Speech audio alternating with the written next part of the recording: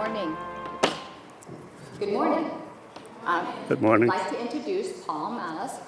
We're so pleased to have him here. He served as an American veteran in the Army. His testimony, his talk that he would give us today is pretty amazing. As I told you earlier, he does speak several languages. He speaks German, Polish, Russian, and of course English. And so what a great opportunity it is for us to be able to have him here on Veterans Day. And although we should honor him, he's going to be able to talk to us and share with us some of the things that he experienced. And so with no further, I'd like to just introduce Paul and his friend Earl.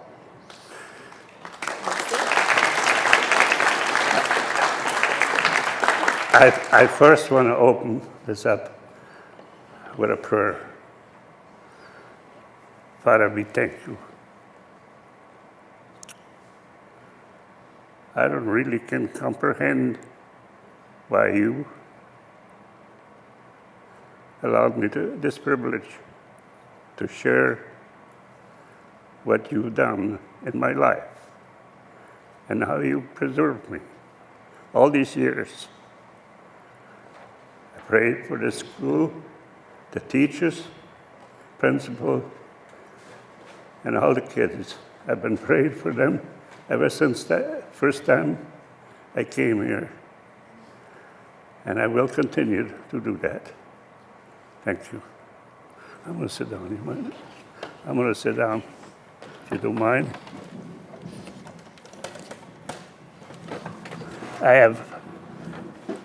First of all, I'd like to ask you, is anybody here that has a relative, grandpa, father, brother, sister, that's in the service? Would you lift your hand?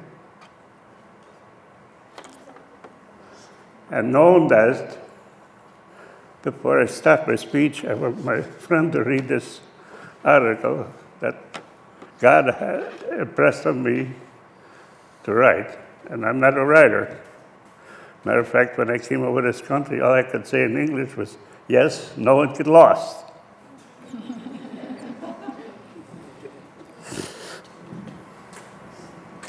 This is an editorial, a letter to the editor Paul wrote. I am writing this in response to something God has laid on my heart.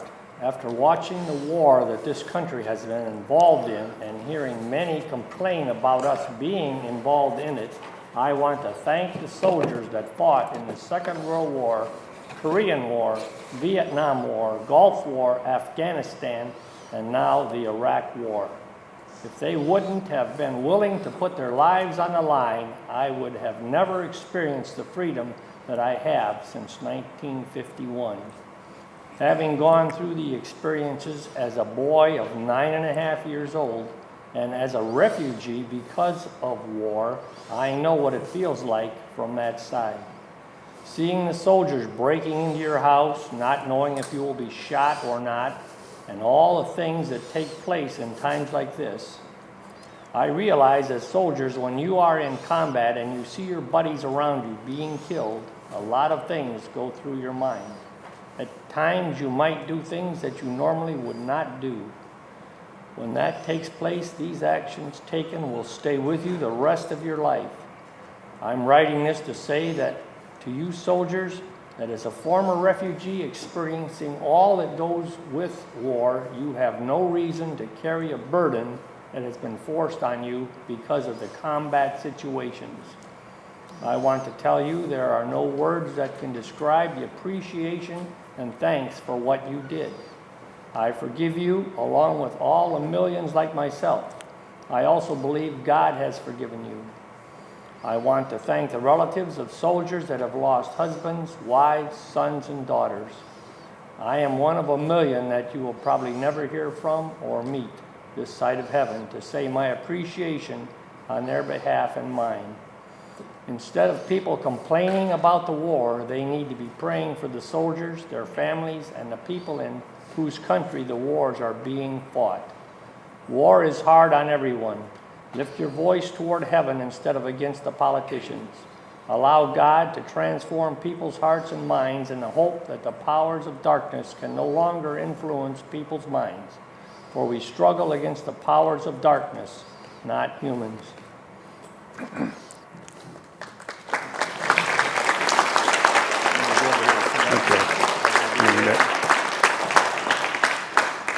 So you have an idea from that side of the story, okay?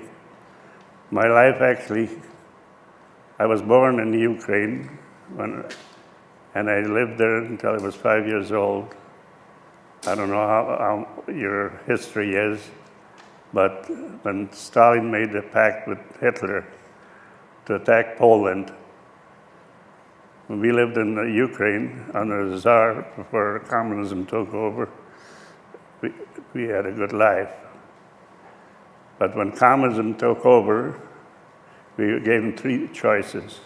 You either join the Communist Party, be shipped to Siberia, or be killed. And on top of that, I had two brothers, and my dad, they were still old enough to be drafted into the Russian army. So when Hitler made that pact with Stalin to attack Poland, and Poland's war was over in 3 days, we were given a chance to get out, and we took that chance. My mother, my two sisters, my grandma and me, we were on a train, and my dad and my two brothers came with a wagon. They were confiscated at the border. The train stopped at one point, and I was grabbed out of my mother's arms because they felt that I was undesirable. Hitler wanted a pure race. So he got rid of all those that either had sickness or anything. He didn't have no choice of what, we didn't have no choice. And I was supposed to be eliminated. But God had other ideas. Instead, I wound up in a German army hospital in Poland. And I was there for 15 weeks. I became their mascot. And meanwhile, my mom and dad, they were put on a farm, a Polish farm that Hitler had taken all the Polish farms away from the farmers, and they put us refugees on there. And I don't know how it all happened, except God's guidance. After 15 weeks, I joined them on a farm.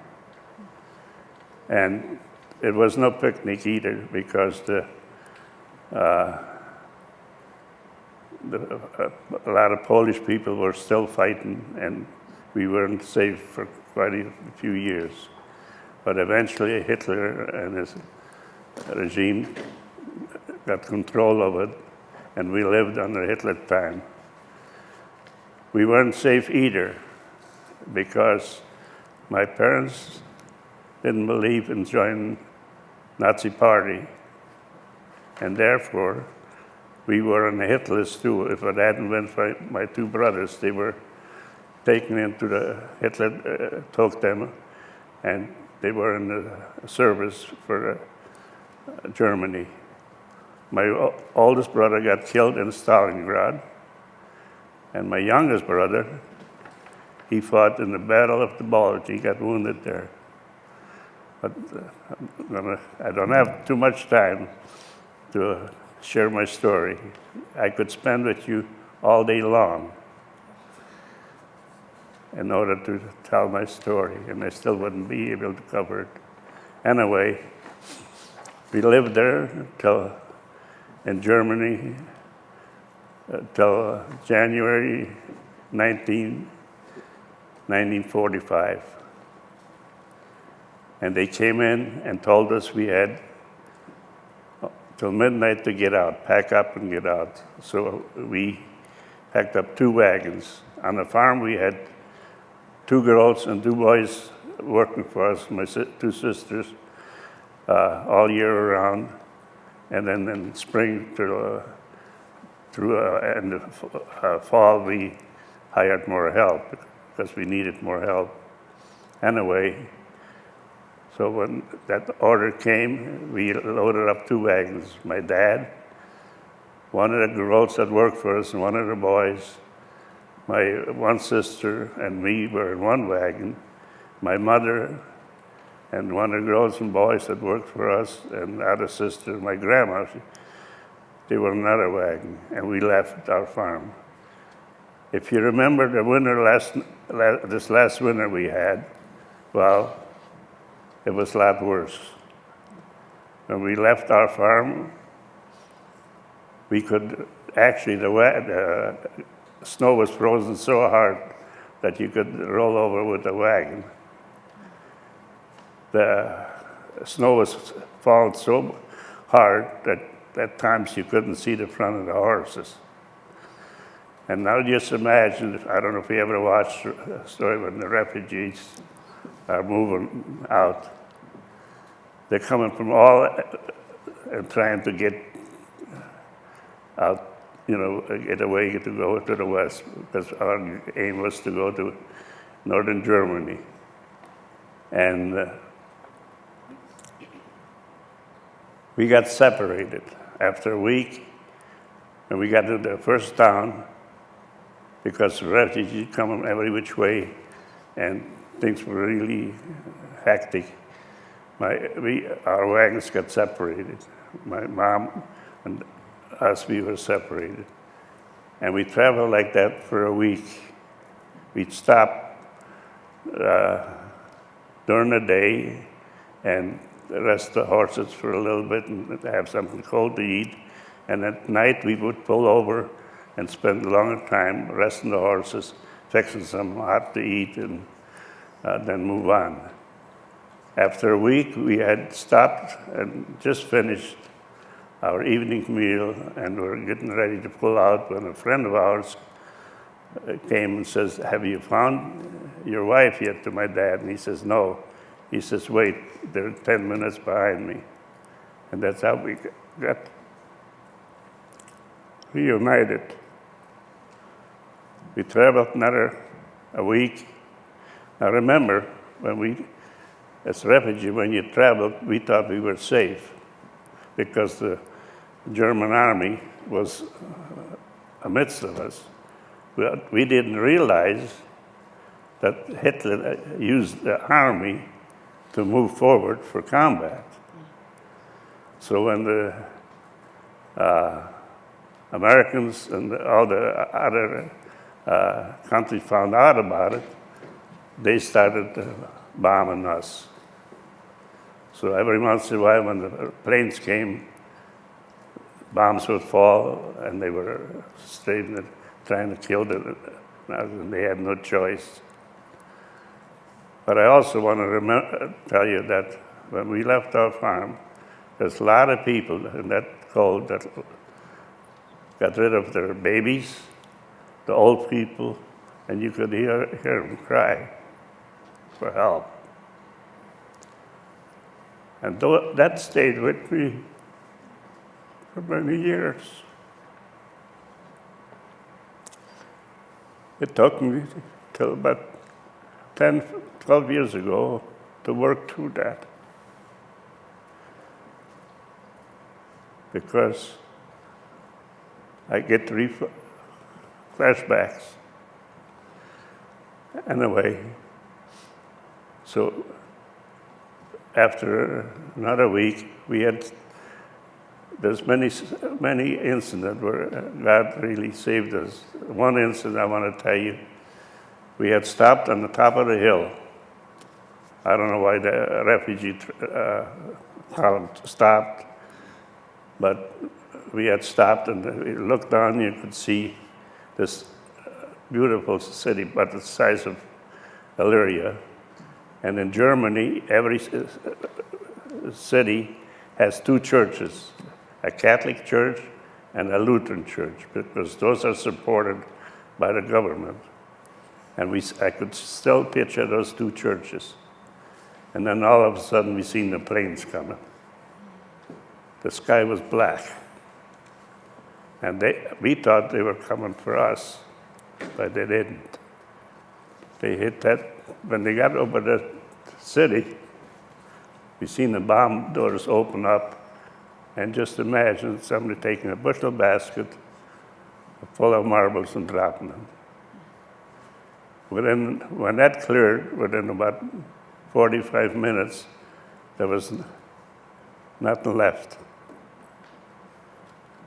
But we found out that was God's intervention, because there was a bridge there that they had to get rid of, because otherwise the German army would have been able to move forward. See how God works in people's lives? Even when you don't understand. So we just kept going, and all. After 2 weeks, the Russians caught us. The first Russians that caught us were 2 Kazakhs on horses. They lined us up against the wall. Figured we were going to get shot. But my dad, since we could speak Russian and fluently, it didn't happen. But many times, the first time I was stood up against the wall was that time. The second time, when they actually aimed a gun at me, I was wondering, as a kid, I was wondering, what will it feel like? Will I see the bullet? You know, I had never, no inkling what it was. But God intervened.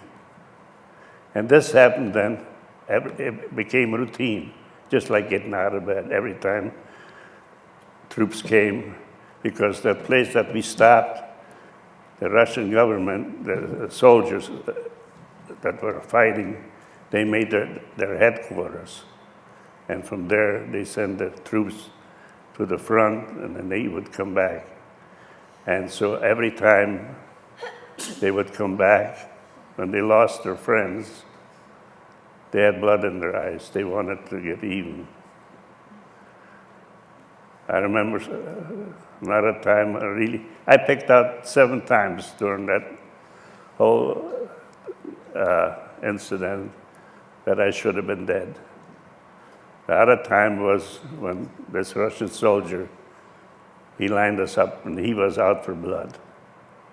He lined us up against the wall, and he had his Tommy gun right there around cylinder, and he opened up. Nobody got hit except my mom's ear got creased, and all of a sudden it stopped firing. And he let out a cuss word. He says, "Well, you're going to live another day. I want something to eat." So he told my mom to fix him something to eat.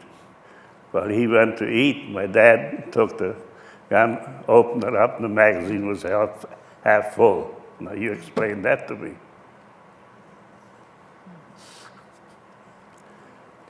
The other thing is, I'm skipping a lot of things here. The other 2 times is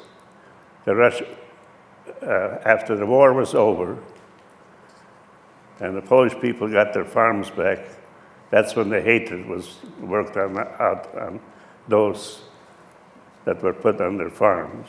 We didn't have no choice to be put on a farm. But what the Nazis did, they had to have somebody to take it out on. And so if you got, that's it. So when the word came that you are going to be picked up, that meant they're going to come and take you to be tortured to death. And I didn't want that to happen.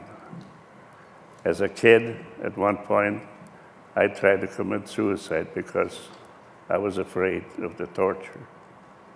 But I want to tell you, kids, don't ever, whatever the reason, take your life. Because God created each one of you personally in His image. and he loves each one of you. I was ready to jump off, and somebody grabbed the back of my neck, and it was my mother. My job in Poland, when we were slaves for 10 months, was to take care of the cows. And like I said, I took the chain from a dog and had it wrapped over her, and I was jumping to kill myself. And all of a sudden, someone grabbed me by the back of my neck, and it was my mother. She never came out there before or afterwards. Why did she come out there? But she sat me down and told me, son, if you would have committed suicide, we would have never seen you again. Because you would have gone to hell. I didn't know that. Even though, because during Hitler's time, we had church in our house, but it was underground. Us kids weren't allowed in the church because they were afraid you would say something. If any neighbor, or anybody that had something against you would say to the Nazis something against you, they'd come and pick you up at midnight, and you would disappear and never be seen again. You didn't have any excuse. So anyway, then when the war was over, May 1st, the Polish people, especially the one that hated the Germans, and he wanted to get even, he tried to kill us. The way it happened, he pulled all the people out, German people. We lived on a long street, and he said, you're going to be cleaning ditches.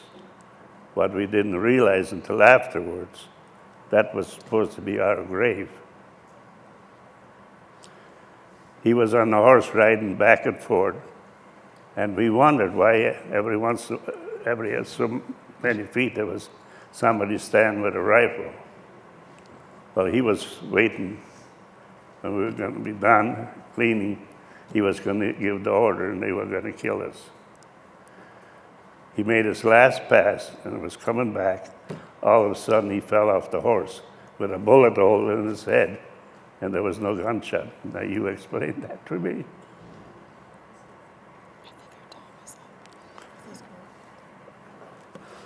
Anyway, my time is up. I wish I could spend more time with you kids. But one thing I want to leave you. You know, I seen that side of the thing. And then when I came over this country, I was drafted in a service, and I was sent back to Germany.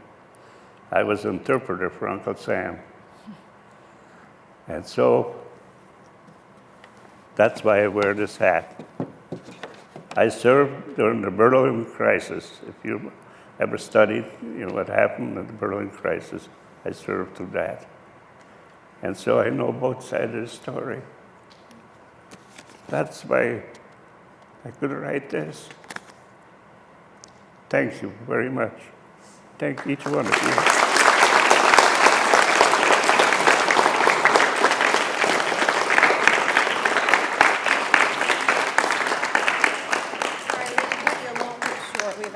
I believe that people today need to know, especially kids, of what actually happened. There was a Holocaust, and the other thing is somehow that they would get, it would impress on them how fortunate they are living in this country, because there's millions of people that don't have this, what we have here. And I think we're taking too much for granted. I think the public is taking too much for granted, this country. We were invisible until 9/11, but everything has changed since then. And I just like for them to know what it's all about. And also, I'm alive today because of two reasons: God and my wife. If it wasn't for them, I wouldn't be alive today. Well, as a refugee, the first time I was, when I was 5 years old, I was born in the Ukraine. And when Stalin made the pact with Hitler to attack Poland, we were given a chance to leave Ukraine. Because if we had stayed, there was 3 ways to go. You joined the Communist Party, or you were killed, or sent to Siberia. Plus, my dad and my 2 brothers were old enough that they would have been drafted into the service. No choice. And so we left and wound up in Poland right after the war. Poland only lasted 3 days, and then we left and hoping to go to Germany, northern Germany. We had relatives there. But what Hitler did, he took all the farmers off the Polish farmers off their farms, and he took us, picked up the refugees coming out of the Ukraine, and put them on their farms, and that created a hatred against us. But Hitler and the Nazi did during the war. And that was taken out and then after the war. So we left our farm on January 19. At 8 o'clock in the evening, he came and told us that we had till midnight to get out because the Russians were moving. We could see the war coming closer, and we had heard it on the radio because we had an underground radio, BBC. And but as a kid, I wasn't, didn't understand a lot of that, because when we lived in Germany. See, in the Ukraine, before communism took over, we had church in our own house. And then when we moved to Poland, we had church in our house, but it was underground. Us kids were never allowed to be in with adults. So they wouldn't say anything in school because word got out. And one neighbor could accuse you of something, and midnight you would disappear and you'd never be seen again.